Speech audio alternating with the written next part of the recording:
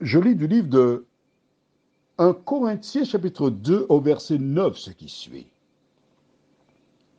Mais, comme il est écrit, ce sont des choses que l'œil n'a point vues, que l'oreille n'a point entendues, et qui ne sont point montées au cœur de l'homme.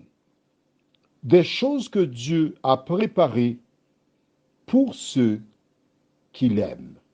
Prions. Notre Seigneur et notre Dieu, combien nous te sommes reconnaissants en cet instant de venir vers toi, afin une fois de plus de plonger nos regards dans ta parole, recevoir ton instruction et aspirer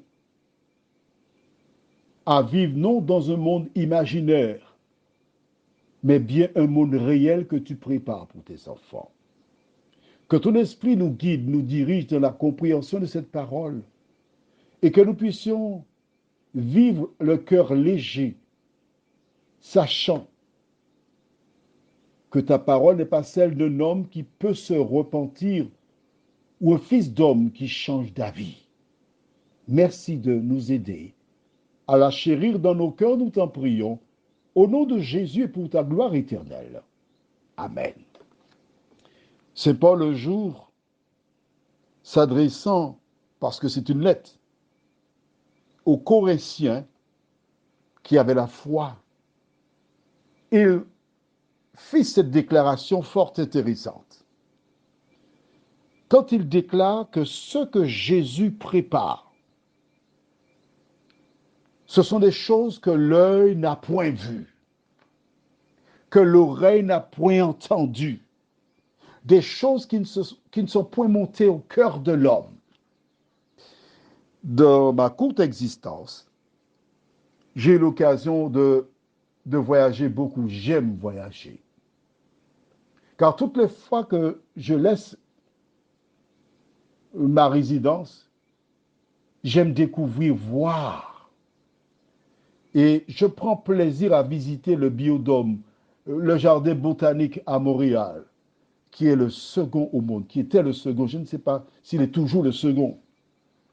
Et quand je passe dans ce jardin botanique, je vois des fleurs de toutes les couleurs, des roses de toutes les couleurs. Quand j'entre dans la serre, je prends mon temps pour découvrir toutes ces choses qui révèlent la grandeur et la puissance de Dieu.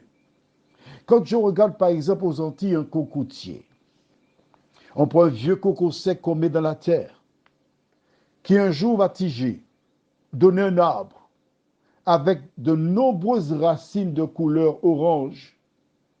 Et puis un jour, on voit que cet arbre apporte de petits fruits qui grossissent et qui donnent un coco, de l'eau sucrée. Mais qu'est-ce que c'est beau, qu'est-ce que c'est beau. J'ai en mémoire le jour où les espions revinrent vers Moïse. Et la Bible déclare que deux hommes ont porté une grappe de raisin.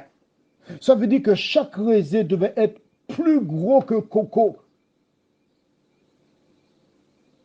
Mais quel que soit ce que l'imagination de l'homme pourrait l'inciter à penser, ce n'est rien comparativement à ce que Jésus prépare.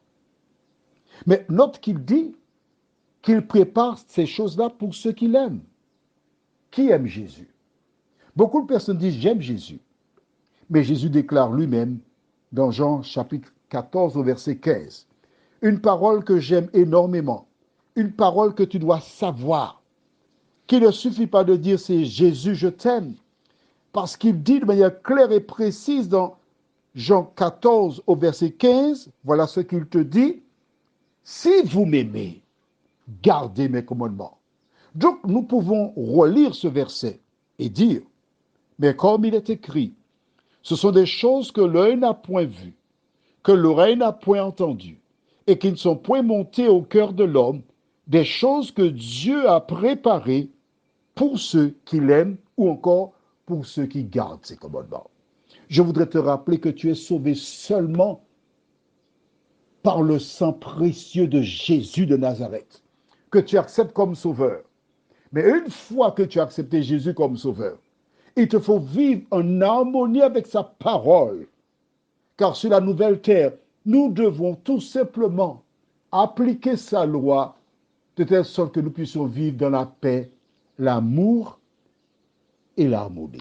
Prions. Notre Seigneur et notre Dieu, en lisant ce verset de la Bible, tu nous mets l'eau à la bouche. En découvrant cette déclaration, tu nous incites, Seigneur, non pas à nous préparer pour voir les choses nouvelles, mais voir surtout celui qui a laissé le ciel, la gloire, l'honneur, pour descendre sur la terre, donner sa vie, afin que quiconque, nous tous, qui l'acceptons, puissions un jour le voir face à face et hériter la vie éternelle. Que ton esprit continue son œuvre en nous, nous t'en prions, au nom de Jésus et pour ta gloire éternelle. Amen. Je te souhaite une bonne nuit.